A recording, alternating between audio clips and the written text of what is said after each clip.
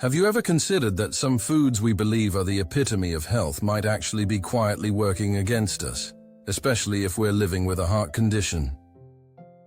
It's a thought that might surprise you, but it's one that a renowned cardiologist with decades of experience caring for hearts has highlighted. He's seen firsthand how seemingly innocent choices can sometimes lead to unexpected challenges for those with delicate hearts. Today, my dear friends, we're going to explore a few of these often misunderstood vegetables.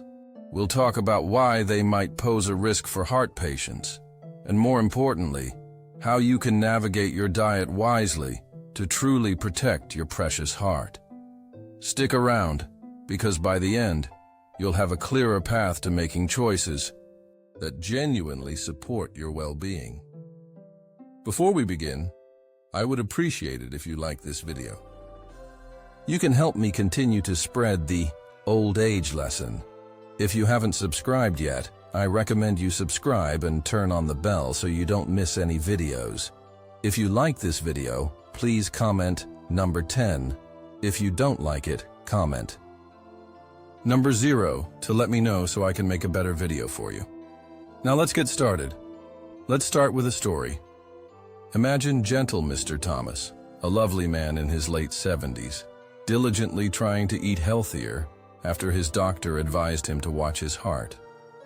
He'd heard that dark leafy greens were superfoods, packed with vitamins and minerals, a cornerstone of any healthy diet. So he started adding generous portions of vibrant spinach and kale to his meals, feeling quite proud of his efforts. Indeed, these leafy greens are celebrated for their rich vitamin content, particularly vitamin K, and they're full of antioxidants and fiber. They often top the list of healthiest foods in popular media. It's easy to see why Mr. Thomas thought he was doing everything right. However, here's where the gentle caution comes in. For heart patients, especially those who are on blood-thinning medications like warfarin, the high concentration of vitamin K in these greens can be problematic. Vitamin K plays a crucial role in blood clotting. A sudden increase in its intake can interfere with these medications, making them less effective and potentially increasing the risk of dangerous blood clots. It's not that these vegetables are inherently bad, but rather their interaction with specific medications can be a concern. Mr. Thomas, after a few weeks of his new healthy regimen, began to feel unusually fatigued and had some minor swelling. His doctor, during a routine check, noticed a significant change in his blood test results related to his medication levels. After a careful review of his recent diet, it became clear that his newfound enthusiasm for large servings of spinach and kale was the silent culprit. With a slight adjustment to his diet and very careful monitoring, Mr. Thomas soon felt much better, learning a vital lesson about how even good things need balance. Now, let's turn our attention to another category that often slips under the radar. Many canned vegetables. It's so convenient, isn't it? Just open a can of green beans or corn, heat it up, and you have a quick side dish. They seem harmless enough, providing some fiber and vitamins, and certainly better than no vegetables at all, right? On the surface, they offer an easy way to get your daily vegetable intake, and they have a long shelf life, making them pantry staples for many. This perceived practicality often outweighs a closer look at their nutritional labels. However, for a heart patient, the hidden danger often lies in their sodium content. To preserve freshness and enhance flavor, many canned vegetables are loaded with salt.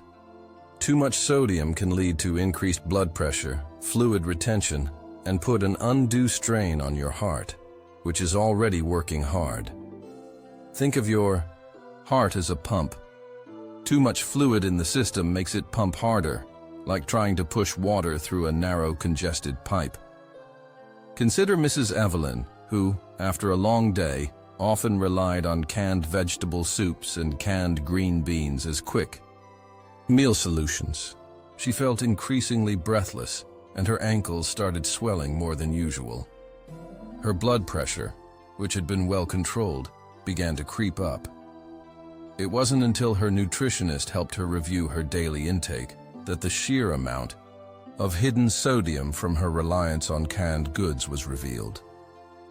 Simply switching to fresh or low-sodium frozen options made a noticeable difference in her symptoms and overall comfort. Finally, let's talk about a third group that can sometimes be tricky: certain pickled vegetables. In many cultures, fermented and pickled foods are revered for their probiotic benefits and unique flavors, often seen as aids to digestion and immunity. They can indeed be a wonderful addition to a varied diet for many people. Yet once again, the concern for heart patients primarily revolves around their sodium content. Pickling is a method of preservation that traditionally relies heavily on salt.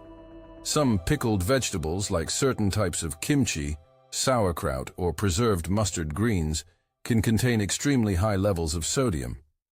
Beyond just sodium, some traditional pickling methods can also introduce other compounds that might not be ideal for a sensitive heart. Mr. Lee, a wonderful gentleman who cherished his family recipes, loved to enjoy homemade pickled radishes and cabbage with almost every meal. He'd always believed they were a healthy, traditional food. However, he started experiencing episodes of heart palpitations and dizzy spells, which were alarming. After a thorough examination, his doctor suspected dietary triggers. When Mr. Lee meticulously tracked his food intake, the consistently high sodium from his beloved pickled dishes became a glaring factor. By reducing his intake and exploring low-sodium alternatives, his heart settled down, and he found new ways to enjoy flavorful, heart-healthy meals. So, what should heart patients eat? It's not about fear, but about knowledge and making informed choices. The overall principles for a heart-healthy diet remain tried and true: low sodium, low saturated and trans fats, and high fiber. Focus on fresh, whole foods whenever possible. Embrace a rainbow of colorful vegetables: bell peppers, carrots, cucumbers, zucchini, and most fruits are generally excellent choices. Lean proteins like fish and poultry, and whole grains are also your friends. These foods provide essential nutrients without the hidden risks. If you do enjoy leafy greens and are on blood thinners, please discuss this with your doctor or dietitian. They can help you understand how to incorporate them safely and consistently, or if alternative greens might be better for you. When preparing your meals, opt for steaming, baking, or grilling over frying. Read food labels diligently, paying close attention to sodium content, especially in processed, canned, or packaged foods. Look for low sodium or no added salt options. And most importantly, remember that every individual is different. What works for one person might need adjustment for another. My dear friends, taking care of your heart is a journey, not a destination. It requires attention, intention, and a willingness to learn. You are your own best advocate, and by understanding what truly nourishes your body and what might subtly challenge it, you gain immense power over your health.